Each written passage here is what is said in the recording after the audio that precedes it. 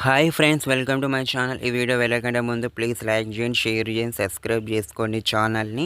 ఈరోజు video topic ఏంటంటే నిర్మల్ జిల్లా గురించి చెప్పబోతున్నాను. నిర్మల్ జిల్లా అనేది పూర్వం ఆదిలాబాద్ జిల్లాలో భాగంగా ఉండేది. కొత్త జిల్లాలో పునర్విభజన కొత్తగా నిర్మల్ జిల్లా అనేది ఏర్పాటు చేయడం జరిగింది. 2016 అక్టోబర్ 12 రోజున ఈ జిల్లా అనేది ఏర్పాటు చేయడం జరిగింది.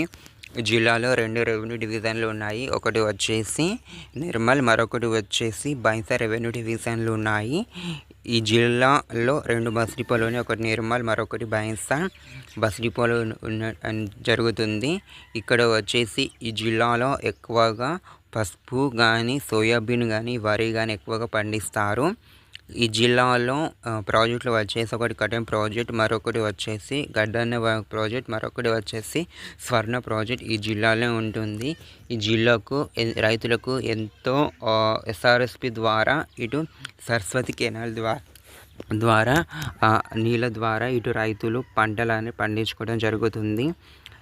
ఈ జిల్లాలకి వచ్చేసి ఈ జిల్లా సరిహద్దు జిల్లాలు వచ్చేసి ఒకటి నిర్మల్, ఒకటి వచ్చేసి నిజామాబాద్, 2 వచ్చేసి జగిత్యాల, 3 ఆదిలాబాద్, 4 మంచిర్యాల జిల్లాలు సరిహద్దుగా ఉంటుంది.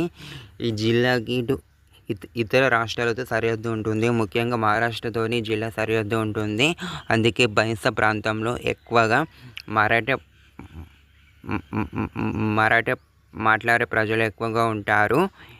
ఇక్కడ ఎక్కువగా ఎస్టీలు పాపులేషన్ కూడా ఎక్కువగానే ఉంటుంది ఈ జిల్లాలో మరొక ప్రాముఖ్యత ఏంటంటే లింగ నిష్పత్తిలో అధికంగా ఉన్న లింగ నిష్పత్తిలో నిర్మల్ జిల్లా అనేది మొదటి స్థానం ఉంటుంది.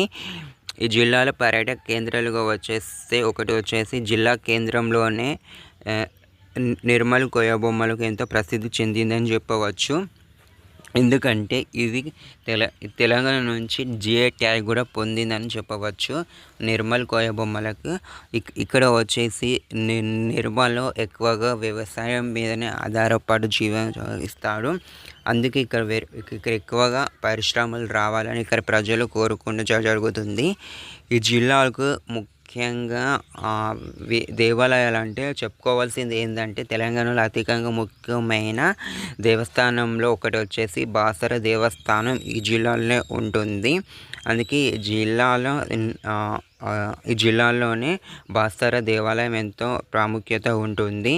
మరియు ముఖ్యంగా ఇక్కడనే బాసర్లోని త్రిబుల్ కాలేజ్ కూడా ఈ జిల్లాలోనే ఉంటుంది. ఈ జిల్లాలో ఎక్కువగా విద్యా కేంద్రాలు లేవు, కానీ ఈ జిల్లాలో ఒకటి ప్రాముఖ్యత ఒకటి విద్యా కేంద్రం ఒకటంటే బాసర్లోని త్రిబుల్ అని చెప్పవచ్చు. ఈ జిల్లాలో ఇంకొకటి ఏంటంటే గోదావరి నది కూడా ప్రవేశించడం జరుగుతుంది.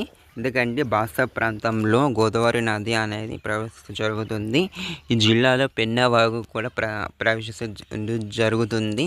ఈ జిల్లా రాజకీయం వచ్చేసి ఈ జిల్లాలో వచ్చేసి నిర్మల్ అసెంబ్లీ కాన్స్టిట్యుయెన్సీ మరియు ఖానాపూర్ అసెంబ్లీ నియోజకవర్గం పరిధిలోకి వస్తుంది, మరియు మొదల్ అసెంబ్లీ నియోజకవర్గం కూడా వస్తుంది. మరియు ఈ జిల్లాలో మొత్తము ఆదిలాబాద్ పార్లమెంట్ పరిధిలోకి వస్తుందని చెప్పవచ్చు. ఇక్కడ 2019 లోకసభ ఎన్నికల్లో ఇక్కడి నుంచి బీజేపీ పార్టీ తరఫున ఒక అభ్యర్థి గెలవడం జరిగింది. మరియు ఇక్కడ ఇంకొకటి ఏంటంటే ఇక్కడ బీజేపీ పార్టీ ఎక్కువ సీట్లు గెలవడం జరిగింది అసెంబ్లీ ఎన్నికల్లో. నిర్మల్ కానీ మొదలు కానీ ఎక్కువగా గెలిచడం జరిగింది. కేవలం ఖానాపూర్ అసెంబ్లీ నియోజకవర్గంలో మాత్రమే కాంగ్రెస్ పార్టీ తరఫున బొచ్చు గారు విజయం సాధించడం జరుగుతుంది. ఈ జిల్లాలో ఎక్కువగా ప్రత్యేక ప్రదేశాలు కూడా ఉన్నాయి. ఈ జిల్లాలో తెలంగాణలో అధికంగా అభివృద్ధి చెందుతున్న జిల్లాలో ఒకటి అని చెప్పవచ్చు. ఈ జిల్లాకి ఎంతో ప్రాముఖ్యత ఉంది, ఎందుకంటే ఈ జిల్లాలో నేషనల్ హైవే కూడా ఉండడం జరుగుతుంది. అందుకే ఎంతో ప్రాముఖ్యత. ఈ ప్రాంతం నిర్మల్ జిల్లాలో ఎక్కువగా రైల్వే స్టేషన్ అనేది డెవలప్ కాలేదు. ఎందుకంటే ఇక్కడ ఆదిలాబాద్ నుంచి ఆర్మూర్ వెళ్ళే రూట్ చేయాలని ఇక్కడ ప్రజలు కోరుకుంటున్నారు. ఎందుకంటే నిర్మల్ నుంచి డైరెక్ట్ రాష్ట్ర రాజధాని అయిన హైదరాబాద్కు వెళ్ళవచ్చు అని అనుకుంటున్నాను. వీడియో నచ్చినట్లయితే లైక్ చేసి షేర్ చేసి సబ్స్క్రైబ్ చేసుకోండి ఛానల్ ప్లీజ్.